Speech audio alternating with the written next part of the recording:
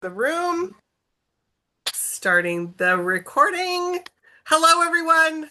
Hi, Hello, Rachel, everybody. representing Toronto That's right. today. Game 3, we are going to destroy the Yankees. We've had a really good first two games, and knock on wood, it's Hi. exciting. Toronto is feeling it right I now. love it. We got the mo. We got the mo behind you, right? I love it. And Madeline, maybe if we're not like sharing too much personal information, but I think it's an important day for you today as well, right? Yes, so today is my wedding anniversary. So my To husband and I Mr. did a super Awesome. early, thank you. So we did a super early dinner, which is nice. You don't have to worry about reservations. You can just walk in. But I have had a glass of wine, so y'all are forewarned. Okay, there we go. I feel like it's not an I anniversary dinner if love you don't get to have a glass wine. of wine. I love Exactly. wine, And it's Madeline. cocktail hour everywhere right now, so it's I all mean, happy good. hour, right? Happy hour. Come on Yeah. now. Just real quick for those of you that maybe this is your first time with us, Julie with Warwick's. I'm the director of events. Warwick's since 1896, located in San Diego, La Jolla. If you're in the area, we would love for you to come by and shop with us and purchase the book. But if you are anywhere in the lower 48, I'm going to put in the chat how to order that beautiful book right there. If you happen to be somewhere else in the world, like in Canada or something, there's lots of independent bookstores to purchase books from. So find your local independent. Always love to support the indies. And Rachel and Madeline are going to chat for about 25, 30 minutes. So think of some questions quick, pop them into the Q&A at the bottom of your page, and Rachel will invite me back in to bring those to everybody. So with that, everybody's very much giving you the go Blue Jays in the chat Thank there. you, We are everybody. sending they are sending love. Yay! Let me quickly introduce these wonderful ladies, and I'll get out of the way, and they can start their wonderful conversation. So Madeline Martin is a New York Times, USA Today, Publishers Weekly, and international best-selling author of historical fiction and historical romance with books that have been translated into over 25 languages. She lives in sunny Florida with her two daughters, known collectively as the Minions, which I love, two incredibly spoiled cats, and a man so wonderful. Anniversary today. He's been dubbed Mr. Awesome. She is a diehard history lover who will happily lose herself in research any day. And Rachel showed us that beautiful book. She's here today to talk about her latest book, The Secret Book Society. Joining her is our ever favorite, Rachel McMillan. Many of you know Rachel from all the wonderful interviews she does with us. We were just talking today. This is our last one for the 2025. Which So, is but we'll in this is crazy. bewildering to me. I know, but we'll see We you. We'll see you with more in interviews in January. Yeah. 2026. Yep. Yeah. But she's her all from here. But also, did you know that Rachel is the author of over 20 novels, including the best-selling The London Restoration and The Mozart Code, and the upcoming Operation Scarlet. She has also co-written The Liberty Scarf and The Castle Keepers with Amy K. Runyon and Janelle Sizelski. Her works of nonfiction include Dream Plan Go and the upcoming An Aim at Eternity, The Life of Christopher Wren. I think we figured out that Rachel lives in Toronto, where she works as a literary agent and is always planning her next trip to Vienna and truly is the busiest person I think I know. So, with that, ladies, have a great conversation and we'll see you in a little bit. Thanks Thanks so so much, much. Julie. Hi, Madeline, and Hey. yay! Your book is Blue Jay's color. What I think is amazing about doing this is you have been on the road for several weeks now, and you have been everywhere, but we all know that not everyone can get to you in Right. person. Um, I am very lucky because Madeline and I hang out when she comes to Toronto for book tours, And and I we did. love Canada, so I come every And chance I oh, possibly and can. Canada loves you. You're so popular here, but it's really wonderful that there is an opportunity for people who couldn't see you on the road to see you here. So I know you're probably a little bit tired, and I know that your Gunner and Ink are probably around. Just like come snuggle. Oh She has the yeah. In most fact, that adorable little cats. spot right there, I feel like it looks like cat poop or something. It's actually a toy that was abandoned because he was playing with it right before the before it They're started. so cute. Okay, so what I really enjoy about this is, I mean, you are, and I'm sure Julie will ask you later on about your next project, and we can talk about that later on, but You are moving outside of World War II, which was where you hung out for a long time. In fact, everybody should know I'm a literary agent, so I know the industry really well. And all of the books about books and all the books about bookshops and bookstores and bookish library books, a lot of that popularity comes from Madeline Martin and the New York Times best-selling book, The Last Bookshop in London, because that book was so embraced that it's kind of everywhere. And now, anytime I'm in London, my Christopher Wren research always takes me near St. Paul's Cathedral, which is very near Paternoster Square and very near where that story is told. It's so great. Um, Thank you. and but again, you haven't just written World War II. You've been a historical romance novelist for a very long time, and you research in many different time periods. What was it about the Victorian period that allured you to really branch out for this work of fiction? Oh yeah, I mean, there really are so many things about the Victorian era that I really loved. Part of it is the fact that they were so buttoned up, right? Like there were so Yeah. many rules, and whenever there are a lot of rules, there are a lot of ways to sort of circumnavigate those rules. So you had things like florography, for example, where you could have these sort of subliminal messages embedded in something as simple as a bouquet of flowers, where every specific Yes. blossom means something different. And that's something that I really embraced with this book. With florography and the language of flowers. Every plant or flower that is mentioned in this book has actually been done with purpose. So if somebody wanted to, they could go on a literary scavenger hunt. And I use the book Florography by Jessica Rowe. It's Roux, which is actually in the author's note, so you don't need to write it down.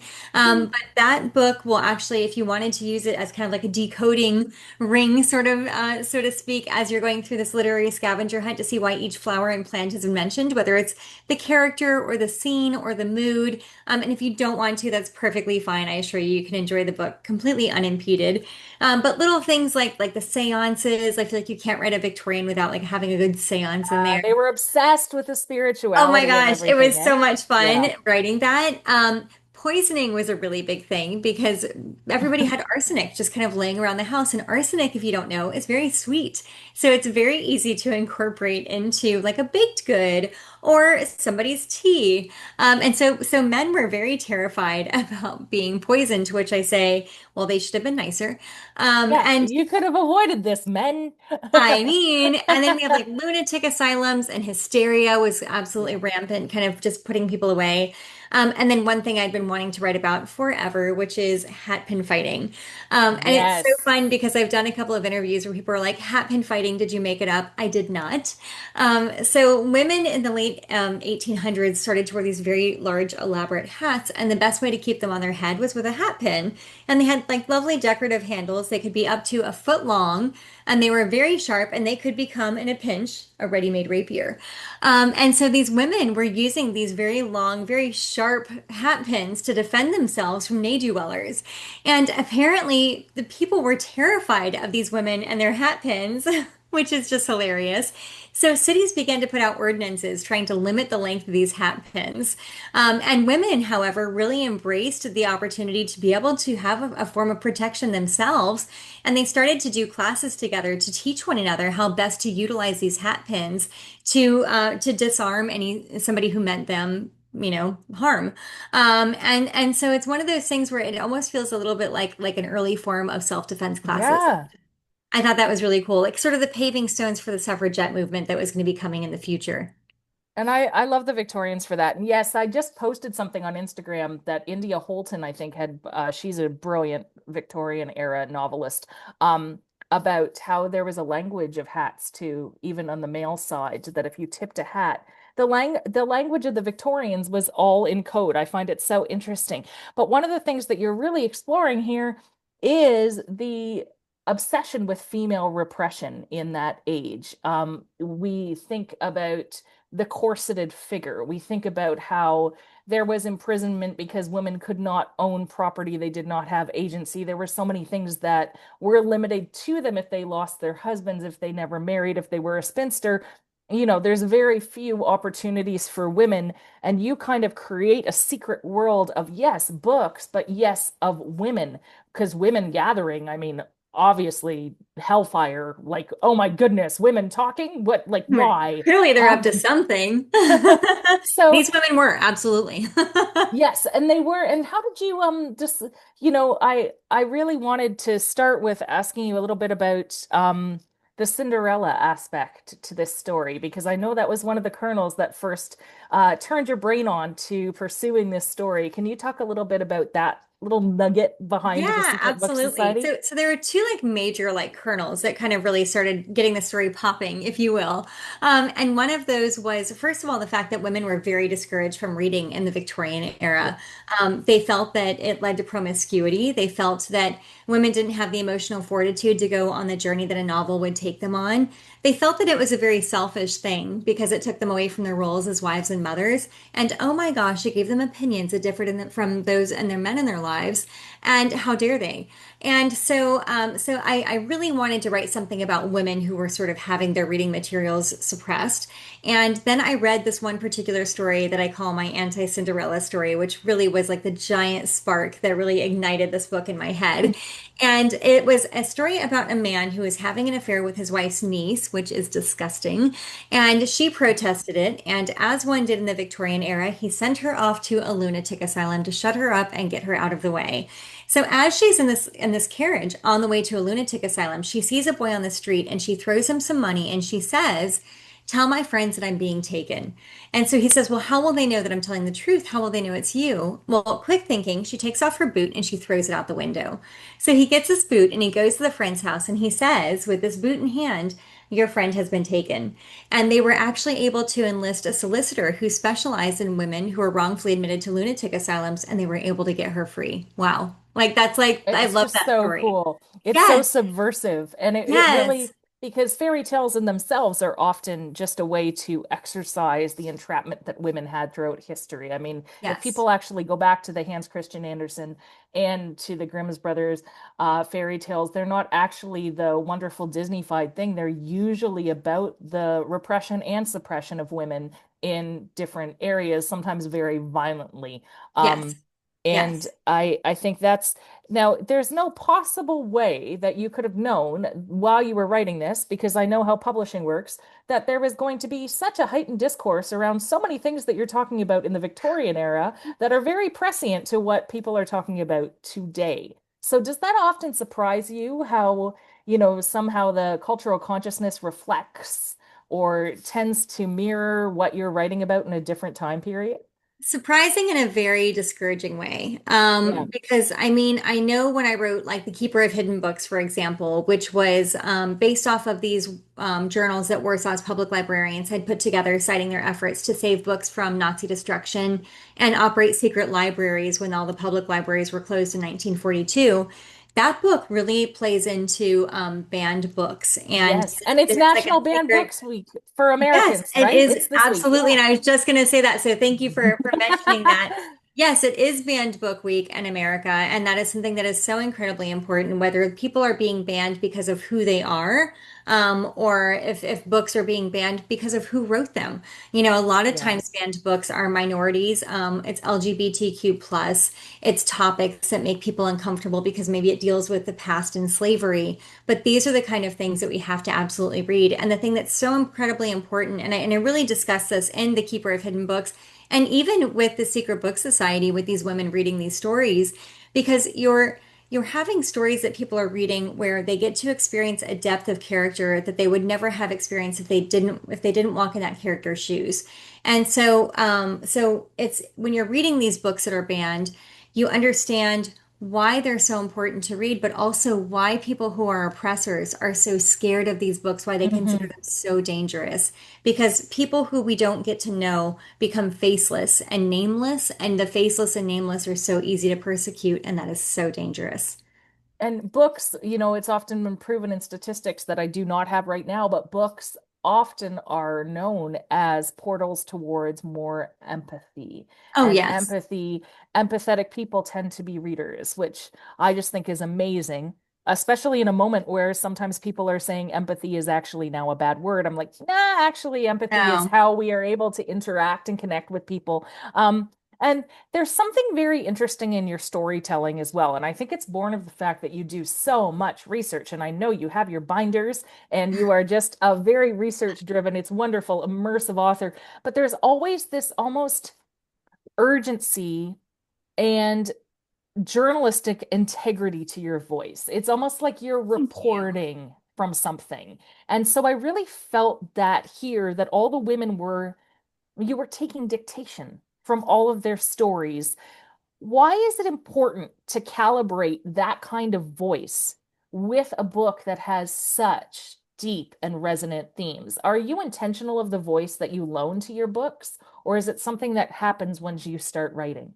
Oh, I'm very intentional. I mean, even if you just consider the time period, if you have read my World War II historical fictions, you'll notice that there is a different voice to Yeah. the Secret Book Society.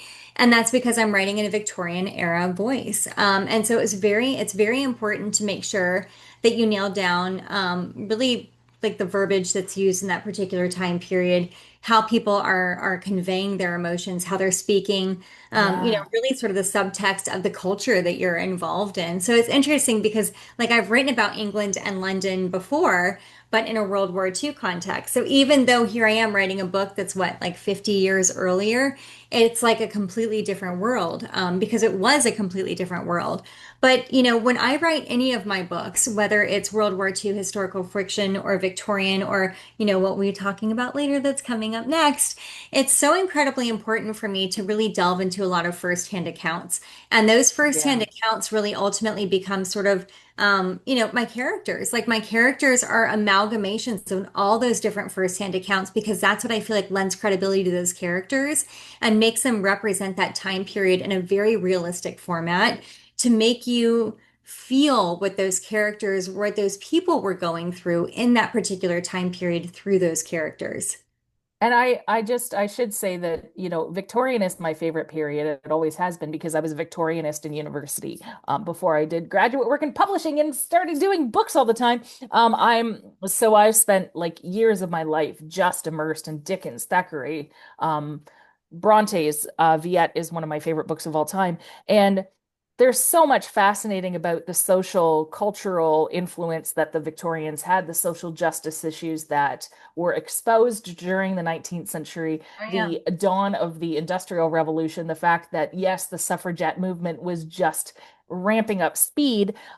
Was there something in your research other than the hat pins about the Victorian time period that you uncovered while researching this specific book? Well, it's something that I kind of knew that I was going to be uncovering as I kind of got into it, which is how incredible this time period with literature truly was.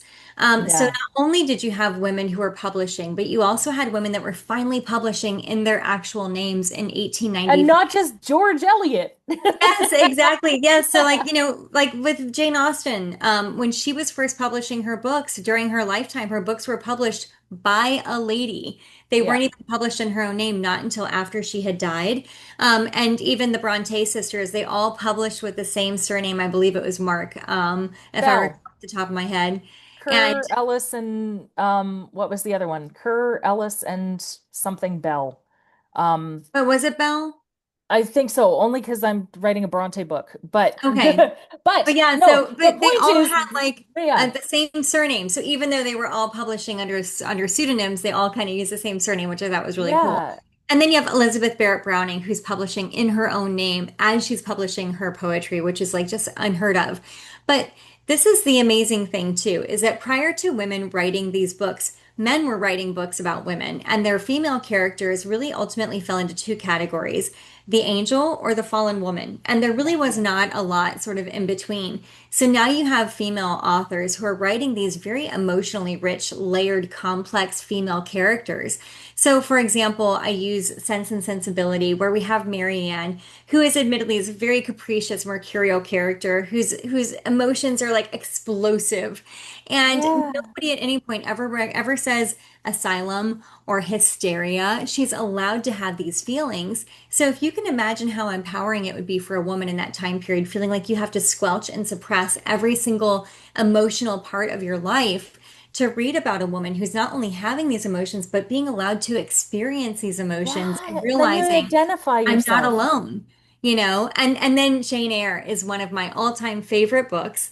And one of my favorite lines from Jane Eyre is in the very beginning. She's this very precocious girl, and the priest is telling her, you're a bad girl and you're going to hell. What do you have to say for yourself? To which she replies, I will endeavor to remain in good health and never die. I love that. And Rochester falls in love with her because these amazing, unique things that come out of her mouth. And she is a woman who is like not afraid to forge her own path. And Yeah. again, how empowering for women to read about a character who speaks her own mind, who isn't afraid of the things that are in her mind, and who isn't afraid to forge her own path. And so And in these books and the empowerment that these women would have from and these the books led so intelligence. much to their Yeah. desire for agency. And like I said, really laid the cobblestones down for that path that ultimately led to the suffragette movement. And I have to shout out, I do love Jane Eyre, but my favorite Charlotte Bronte book is Viet. I own 55 copies of it. I'm Oh my always gosh. collecting editions. If anyone hasn't read Viet, because I think sometimes people stop with Jane Eyre, if you really want an autobiographical account of Charlotte Bronte's life, it is based on her time teaching in Brussels, which is makes for a really fun research trip. I love Brussels. And I think that you're right, is that, so often right now we talk about the fact that we identify with heroines, um, and that we often find ourselves being able to see ourselves in a way through books that perhaps we can't see in real life. And this becomes such a wonderful exploration of this. And I thought it was really interesting because when you write a book like The Last Bookshop in London, which is set during the Blitz, um, you've got the loss of books, not in England by burnings or bans, but the loss because of, I've done a lot of research on the Great Fire of London, and they had to basically try to shove all of the books from the bookstores in that area that you wrote about several centuries before into the cathedral to try and protect them. Yeah. In the Blitz, it was again act of like war that these books were destroyed. In the secret book society, the biggest threat to books is men. Yeah. And I just, that really resonated with me, especially because, we're having so many conversations about, and we kind of touched on that. And I love, I do find that you're utilizing and appropriating some of the vernacular we were talking about from the Victorian period. I shouldn't be here. Eleanor could not keep the quiver from her voice. Quiver, if you study Victorian literature, it just shows up all the time. They love that word. My husband is trying to punish me by having me here. I just want to see my son. Can you speak to the contrast of freedom that a woman is pursuing in agency and livelihood with the freedom that she has when she's able to open her mind? Like that is so cool to me. Yes. I And I think guess that that was more a statement, sorry. no, but it does lend itself well to Eleanor's character. So Eleanor is there are four POVs in this particular book. One of them is Lady Duxbury, which is told through hidden diary and juicy little tidbits that you get to Yes, uncover it's life. like But Bridgerton. yes, but Lady, slow in fact, down. actually, it's fun because Fiona Davis said that this book was a mix of Bridgerton and the Dixie Chicks Goodbye Earl, which Which I is think is so perfect. absolutely appropriate. Brilliant. So, Eleanor Clark is the quintessential perfect English woman. She's beautiful, she's rich, she has a son, and she is, of all the women, the most absolutely oppressed. And with her, it seems like a very flippant, shallow thing, but the most important thing for her and her whole, like, the most important thing she gets to make a choice of is her wardrobe. That's the only thing she gets to Yeah. choose every single day is what she wears. And so it becomes a very huge, richly emotionally layered aspect of her character. However, I will say that, she's sort of the one that I think you're referring to when it comes to the agency and the realization Yeah. of that education and that empowerment that you're reading about in books, making you realize that you shouldn't be relegated to your lot in life. Like she basically has resigned herself to this life of complete trapped oppression. And she really just kind of lives her life from one little chunk of time where her husband goes out of town, where she gets to gasp for breath to another. And that's all that keeps her going. And reading these books has shown her the opportunity that that there is a chance for so much more out there. And oh my gosh, how unfair is it that she has to be stuck in this place in her life and she shouldn't be here.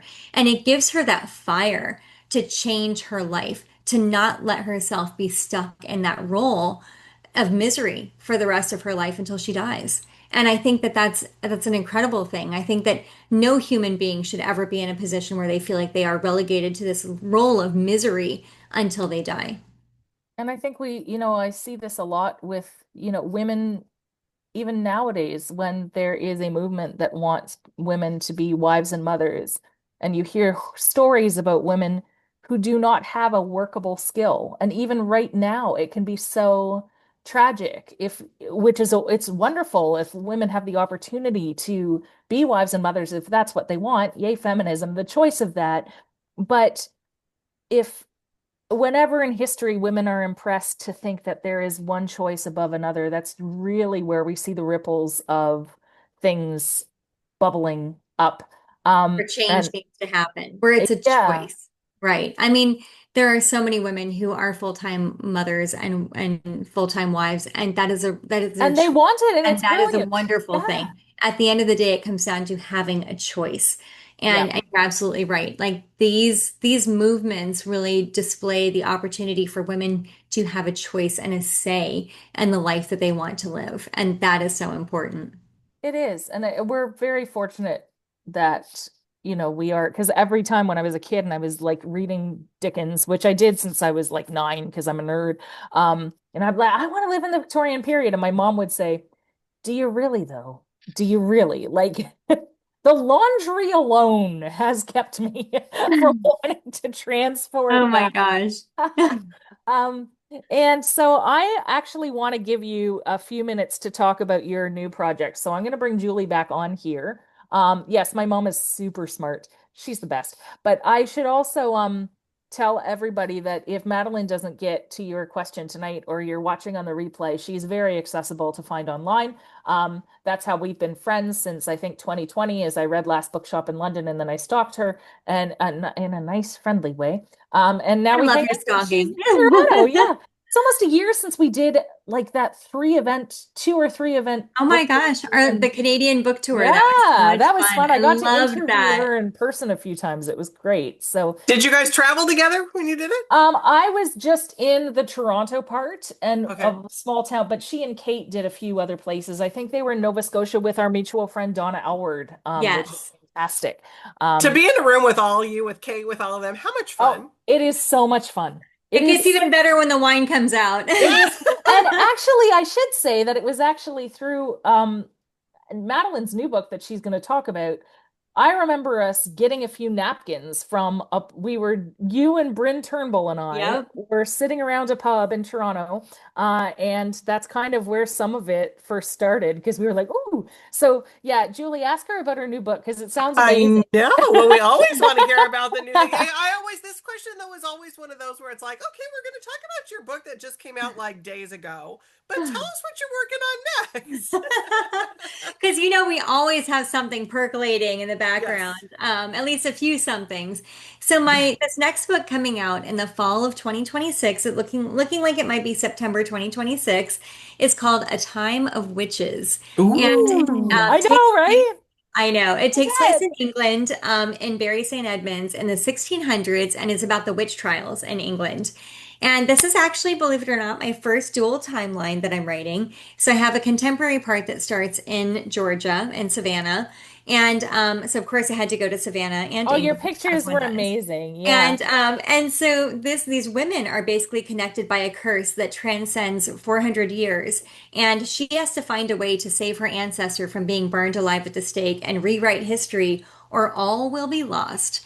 So it doesn't necessarily have an official release date. It doesn't have a cover, and it doesn't have an official blurb, but it is on Goodreads, and people can add it to their want to read on Goodreads. And I've actually already updated a whole bunch of sort of status updates as far as the writing of it because I have turned it in already.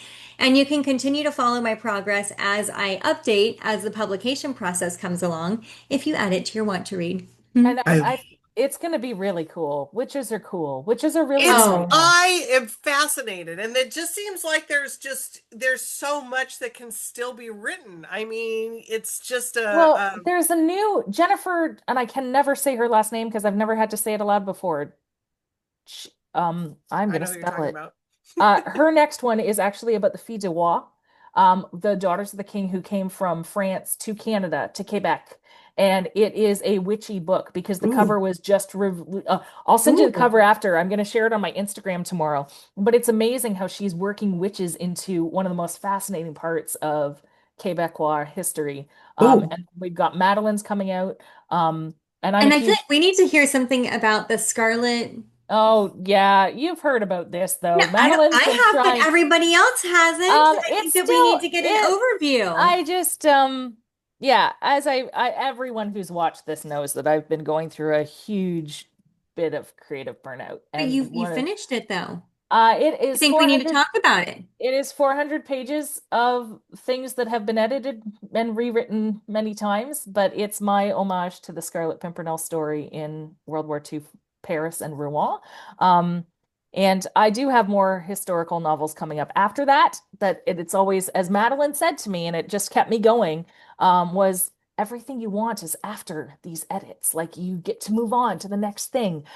So that's really exciting. And my Christopher Wren biography, I'm just doing a few more copy edits. My editor was just in, so it's been fun, and I'm slowly getting to the place where I'm like, okay, you can write again, Rachel. It's okay. And the reason I've been able to do that, honestly, is I've been able to help so many other people with their books that it's really unlocked something for me. So, That's woohoo. good. Well, and took a trip. Did you take a trip to where did you go just I was recently? just with Writer's Digest in London and London. How Bath was it? doing a Okay. 2 week retreat for them, teaching lots of brilliant upcoming writers.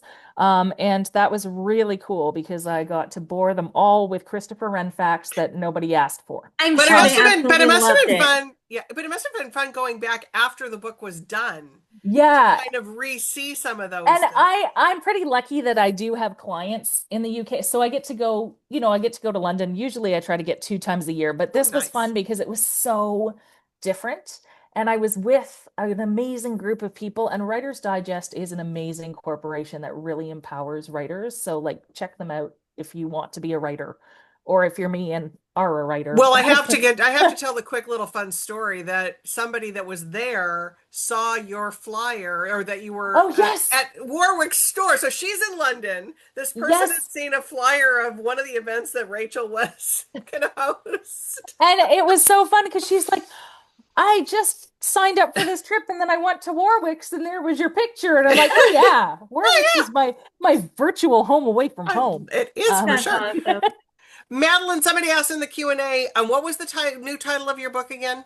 Oh, A Time of Witches. A Time of More Witches. like Oh a my, Yes, time of thank you. awesome. I know, I love it. I truly, I mean, because Alice Hoffman, you know, And the new movie is you know, coming. The new Practical the Magic is new coming out practical next magic is year, just from coming. Madeline's book. Yep.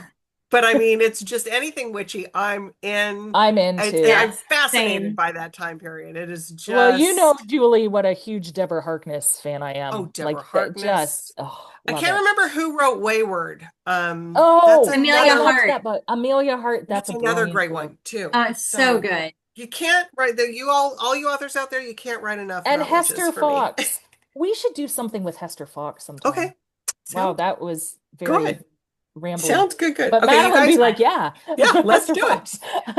Okay, when I was listening in the background though, I was cracking up. Okay, that arsenic is sweet and the men were nervous of it. I just loved that. Okay, that Yeah. was just so much So fun. don't take this home with you guys. Don't take that, like, don't try Yeah, anything. arsenic is very detectable in coroner's reports now. All right. Oh, all right. Darn it. And the hat pin fighting, come on.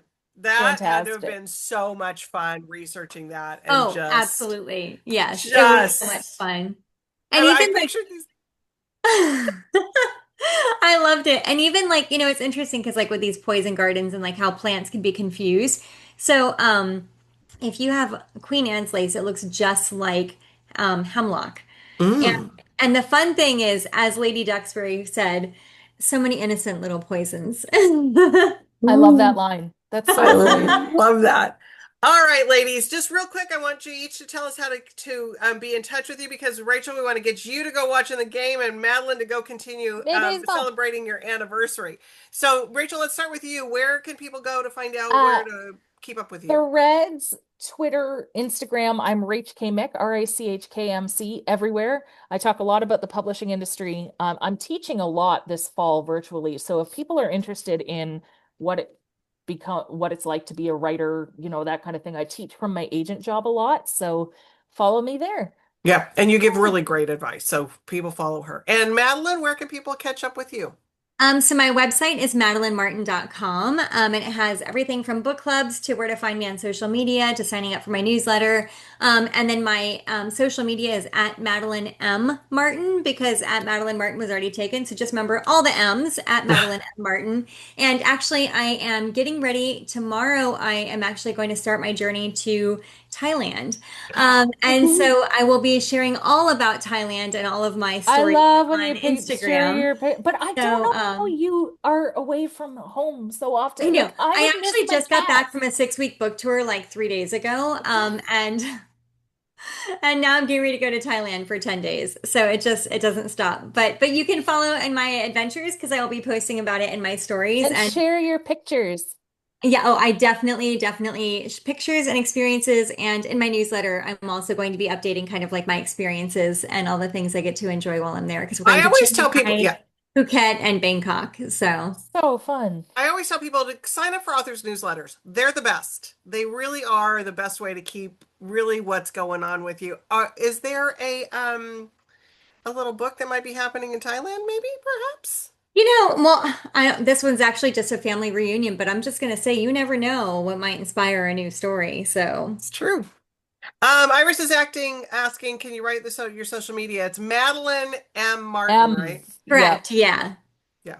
So look for Madeline M. Martin. But the best thing to do would be really to go to her website because I bet all those little buttons Yep. are It's right all there. the lines are all up there at the very Yeah. top. Yep. So head to her website. That'd be the easiest thing to do. Ladies, it was wonderful having Thank you you so again. much, Julie. Thank Madeline, I you. want to have you back next year. Rachel, mark your Yeah. calendars. I want to do that witch book. Definitely. We want Yep. to do that witch book. So let's And I'll mark our make sure you guys get calendars. some signed book plates and an arc before it comes out too. Yeah. Excellent.